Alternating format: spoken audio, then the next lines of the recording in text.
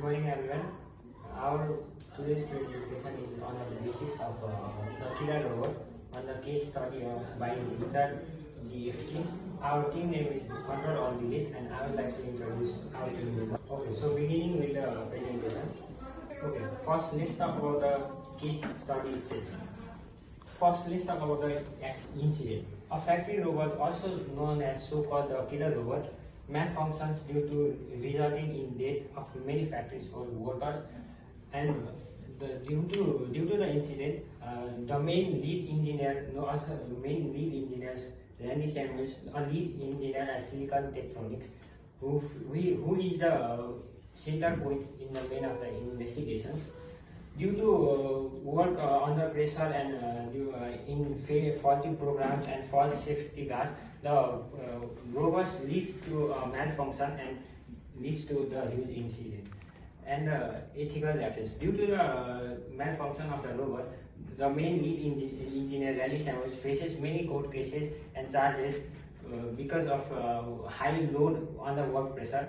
Now I would like to talk about the ethics and accountability. As a tech professional, we should be looking into the real world consequences, professional duty of care, and accountability in IoT when we create a software or a robot on for a client or a customer. Now let's talk about the software mistakes and system problems. First, when we create a software or a robot, we need to be calm, work on the basis, and we can abstract the bug and work on the fixing the errors.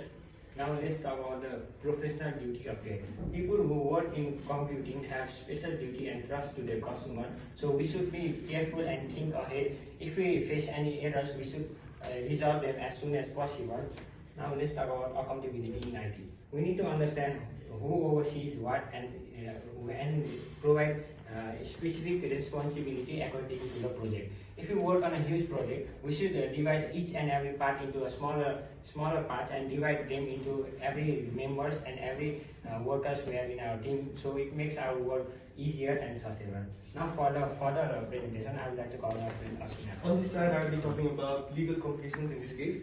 I will be talking about negligence and liability, duty of care violation, and relevant regulations. Firstly, I will talk about negligence and liability.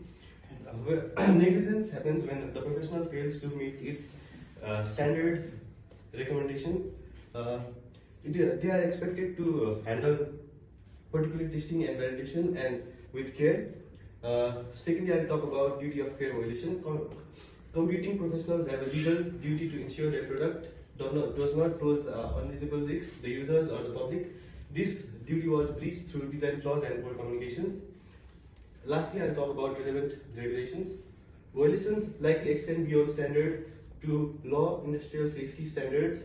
This includes health standards and safety regulations, and potentially Computer Misuse Act provisions regarding the system integrity. Now, for the second slide, I will be talking about ethics that IT professionals should follow while doing a project. First, I will talk about public interest. Prioritizing public safety and well-being above commercial or personal gain was clearly not done. The killer robot did not possess any of these, and they faced public safety issues. Secondly, I'll talk about integrity. Failing to report known risks or defects demonstrates a lack of honesty and professionalism. Third, I'll talk about competence. Poor testing practices and insufficient technical oversight signals a lapse in professional competence. This means that professionals were not capable enough and they lacked some skills, and they did not report the flaws that were in the project. Duty to authority, there is responsibility to report hazards and management once overridden by business pressures. This says that the professionals did not report any hazards that could affect them ethically. Now I'll call my in this slide, I'll be talking about social implications and how it impact society and people. So the first point is society began questioning the safety of automation in AI. So the people are trusting the robots and AI, and they are using it in their daily life. So they are questioning about how is it safe to use in everyday life. So is it ethically okay, or it is ethically okay or not? So many people are wondering to trust AI or not. So second one is workers fear losing jobs or lives to machine. So many workers are feared to lose their jobs because of machines and AI taking their jobs, and machines and AI are supposed to help people, not make them feel unsafe and useless. So third one is ethical failures in computing, that is public trust in technology. So as I said, the society, the people trust if there is ethic in the robots or AI. So ethical failures in computing reduces the trust in people, and to minimize the failure, when the companies should use more ethical values, and the fourth one is the case mirror model concerns with self-driving cars and AI ethics. So to explain this, I'll use an example. So right now we can know that Tesla and Jaguar are using self-driving car, and some minor software issues can cause them a huge crash, and it can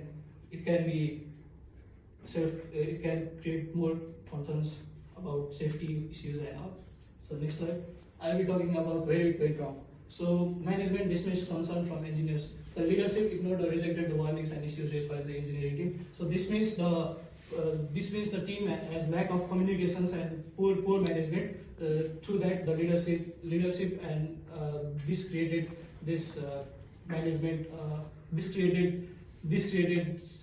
warnings and issues on the team. Testing procedures were skipped or minimized. So for a product to release, the proper testing should be done, and the software or system should be tested properly. If that is not done properly or documented properly, it creates crash in the software or robot.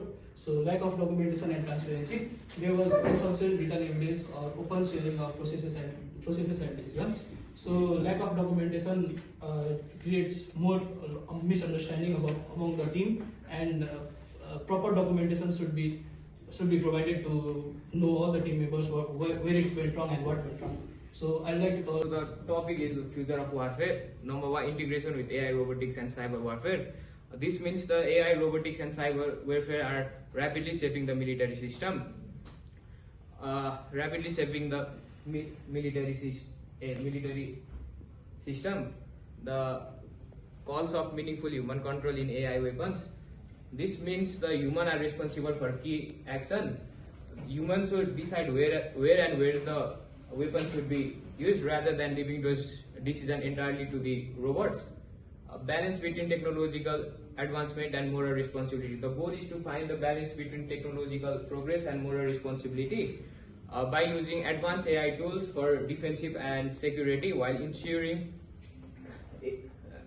ethical standard, accountability, and humanity are preserved. Organizational responsibility. Ethical failure often happens when the management prioritizes success or profit over honesty and safety. To prevent this, the team should feel safe to voice concern about risk and flaws. The management should encourage or reward their teams rather than punishing them. Ethical engineering grows in the culture of transparency, teamwork, and empathy, where doing what's matter as much as achieving the results. Thank you. Yeah, so I'd like to start. Responsibility beyond code part. This means you have to be responsible not for just your code, but other things that impact human life. We have to recognize the software impacts that may cause in your life. And another point is ethical guidance in design. Ethics means let ethical consideration direct every phase of software development to serve users' responsibility. And the third point is open and honest communication. What this means is you have to be honest about your work with your team members for not causing any problem in future. And the third one is testing and safety validation. So what you and your teammates have to do is you have to test your software before launching and see if there is any problem and check if there is any problem or any Bob that. Okay, so the future-proofing professional practice. So protect whistleblowers. So what this means is establishing a clear mechanisms for employees to report ethical and safety concerns without fear of realization. When they see any kind of problem, they should be able to say it, they should not hide that. So another point is mandate code awareness. So promote continuous awareness and internal review process based on professional codes like BCS code of conduct. Integrate ethics education. So the last point, you have to follow the ethical protocol.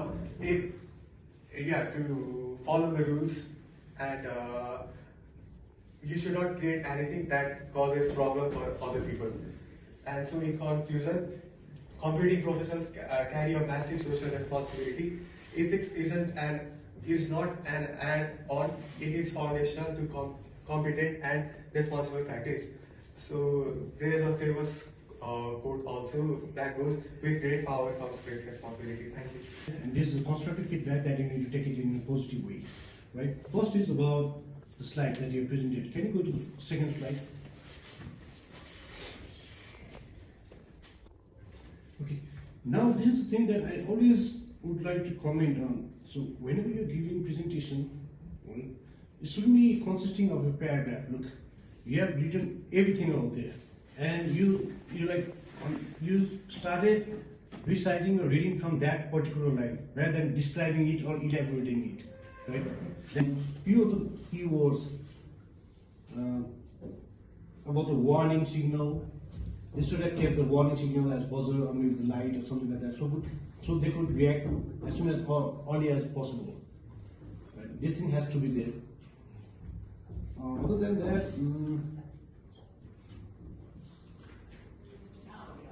okay, that's fine. That's it. Thank you. Yes, sir.